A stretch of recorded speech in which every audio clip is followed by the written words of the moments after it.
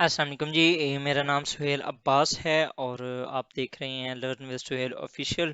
ہم فلڈس کے اوپر بات کر رہے ہیں۔ ہم نے پہلے ایک ویڈیو بنا چکے ہیں اور اس کا لنک میں نے اس جو ویڈیو ہے اس کے ساتھ شیئر کر دیا ہے۔ آپ دیکھ سکتے ہیں، اس میں ہم نے سب سے پہلے انٹروڈکشن پڑھا تھا، اس کے بعد ہم نے اسٹوری آف فلڈس پڑھا، ہسٹریکلی فلڈس کے جو لاسز ہیں وہ دیکھے، فیکٹس دیکھے، ہمارے ملک کے اندر کس طرح ایکسٹریم ویدر ایونٹس آتے رہے ہیں۔ اس کے بعد ہم نے ہسٹری آف فلڈس دیکھی، اس کی جو ٹائم لائن تھی، اور آج ہم دیکھیں گے جی فیکٹرز کیا ہیں، وہ کازز کیا ہیں جن کی وجہ سے پاکستان کے اندر فلڈس آتے ہیں۔ تو اس کی سب سے بڑی، آئی نو آپ نے یہ گورننس ایشو دیکھ کے آپ تھوڑا سا ہوئے تو ہوں گے شوق، کیونکہ میں نے یہاں پر کلائمیٹ چینج نہیں لکھا، تو وہ ایک مدر آف آل کاز ہے، تو اس کو میں انشاءاللہ اینڈ پہ ڈسکس کروں گا۔ تو جناب، سب سے پہلا جو ایک فنڈامنٹل فیکٹر ہے بیہائنڈ دا فلڈس، وہ ہیں جی ہمارے گورننس ایشوز۔ ہمارا مسئلہ یہ ہے کہ ہماری جو گورنمنٹس ہیں وہ ان کو اپنے ٹینیور کی بہت زیادہ ایک ٹینشن ہوتی ہے، تو وہ جب آتی ہیں تو ان کا جو میکسیمم جو ان کی کوشش ہوتی ہے وہ یہ ہوتی ہے کہ ہم کچھ ایسا کر جائیں تاکہ ہم اپنی سیٹ کو دوبارہ بچا لیں۔ تو وہ اپنی گورننس کی، وہ ان کی اس پولیٹکس کی وجہ سے وہ وہی کچھ کرتی ہیں جن سے وہ ان کو کیش کر کے دوبارہ پولیٹکس میں آ سکیں۔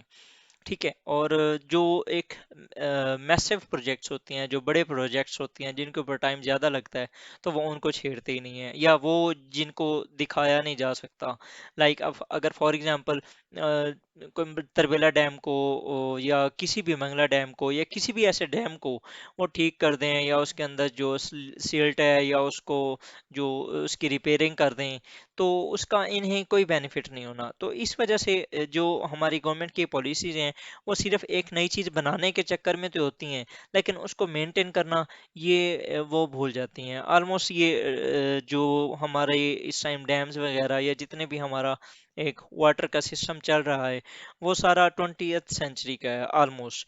تو نیا انہوں نے کچھ نہ کوئی ڈیمز بنائے، نہ کسی قسم کا کوئی ہمارا انفراسٹرکچر کچھ زیادہ بنائے، تو جو وہ پرانا ہے وہ بھی اس کو ریپیئر کرنے میں کافی دشواری کا سامنا ہے کیونکہ پیسے نہیں ہیں۔ تو Sindh government has not repair small dams built along the Malir river bed in Karachi damage by heavy rains 2 years ago۔ مطلب کہ جو ہمارے پاس آلریڈی ڈیمز ہیں وہ بھی تباہ ہو رہے ہیں، اور ان کی مرمت کا کوئی کسی قسم کا کوئی ایشو نہیں ہے، مطلب کہ گورننس کے کافی ایشوز ہیں۔ اگر یہاں پر یہ ویسے کوٹ تو نہیں کرنی چاہیے، لیکن میں جسٹ ایک ایگزامپل کے لیے دے رہا ہوں۔ پنجاب سیف سٹیز اتھارٹی، یہ ایک پروجیکٹ بہت اچھا لانچ کیا گیا تھا پی ایم ایل این کے دور میں۔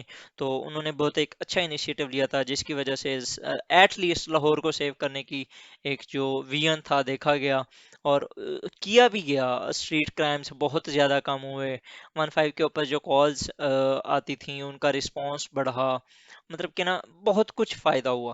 لیکن کیا کہ اب ان کے جو کیمراز ہیں ان کو کافی ایشوز چل رہے ہیں، ٹھیک ہے، ان کی ریپیئرنگ کا ایشو ہے، تو وہ جو ان کو فنڈز کی دشواری کا سامنا ہے، مطلب کہ یہ جو ساری چیزیں ہیں نا، یہ ہماری گورننس کے ایشوز ہیں۔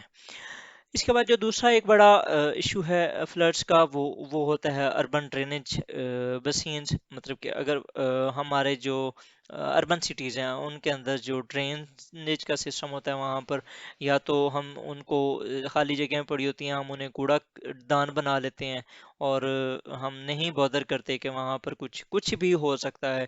اگر فار ایگزامپل بارش آ جاتی ہے یا کوئی کسی بھی قسم کی، اگر وہاں پر کوئی واٹر کہیں پر اکٹھا ہو جاتا ہے، تو وہ ہمارے لیے ہی مسئلہ ہوتا ہے، لیکن ہم اس چیز کو نہیں دیکھتے۔ اس کے علاوہ اگر ہم وہاں پر کوڑا کرکٹ اسے نہیں بناتے، تو ہم وہاں پر کوئی جس طرح خانہ بدوش لوگ قسم کے ہوتے ہیں وہ وہاں پر آ کے جھگیاں وغیرہ اپنی لگا لیتے ہیں، ان کو جگہ چاہیے ہوتی ہے رہنے کی، تو وہ وہاں پر پھر اگر ان کو کوئی کچھ کہے نا، تو وہاں پر وہ پراپر پرماننٹلی سیٹل ہو جاتے ہیں۔ ہوتا کیا ہے پھر کہ جب اس طرح کی بارشیں آتی ہیں اس کو کوئی پانی ملتا نہیں ہے، یہ آلریڈی میں پچھلی کلاس میں بھی میں بتا چکا ہوں۔ جب آپ کو پانی نہیں ملے گا، آپ کے پاس اوپن سپیسز نہیں ہوں گی، تو آخر پانی نے کہیں نہ کہیں تو جانا ہے، تو وہ پھر وہیں آئے گا جہاں پر اسے جگہ ملے گی، وہ جہاں سے راستہ بنا سکے گا وہ وہاں سے بنائے گا اور وہ انٹر ہوگا۔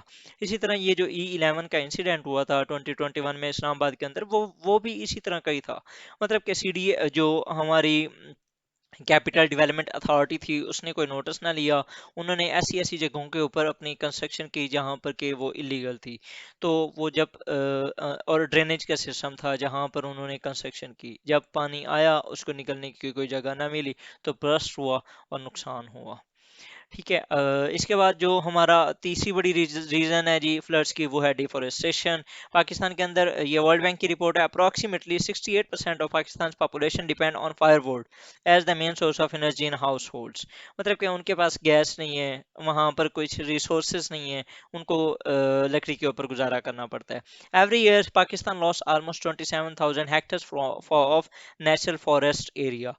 हम जो हमारे जो जंगलात हैं, हम उनका 27,000 हेक्टर्स एवरी ईयर हम उसको लॉस कर रहे हैं।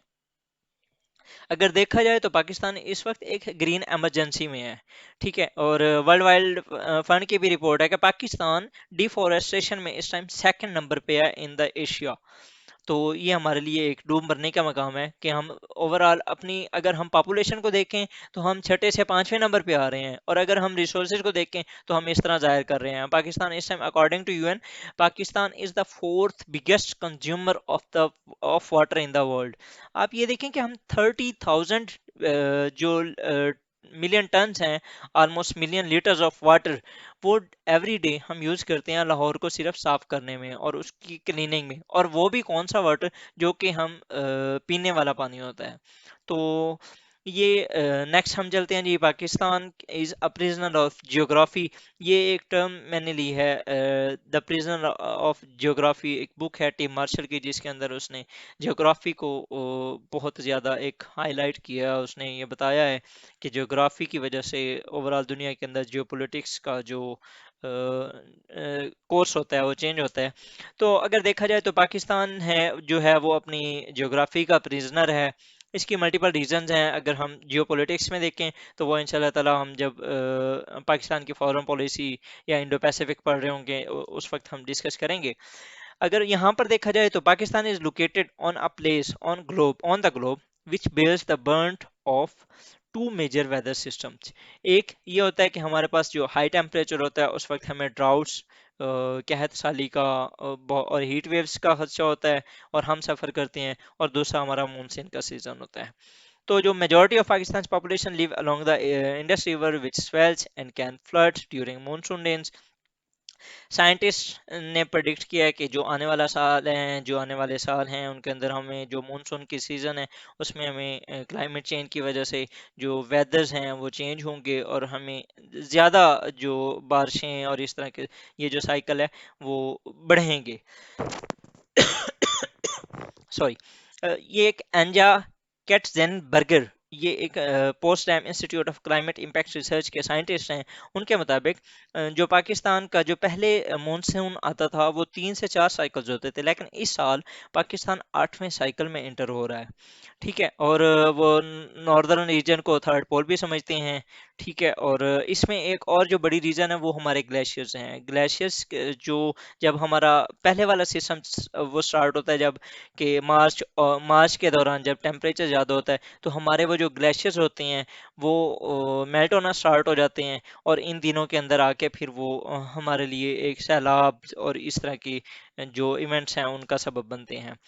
ठीक है। और ये एक रिपोर्ट है जी यूएन डेवलपमेंट प्रोग्राम की। उसके मुताबिक जो glacial ice is melting, glaciers in Pakistan GB and KP regions are melting rapidly and creating more than 3,000 lakes.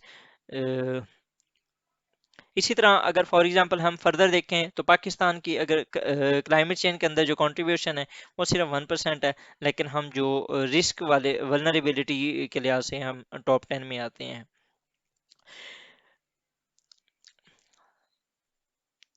ये यहाँ तक ही देखते हैं। इंशाल्लाह जो अगली होगी उसमें हम फर्दर इसकी जो काजेज़ हैं उनको हम परसू करेंगे।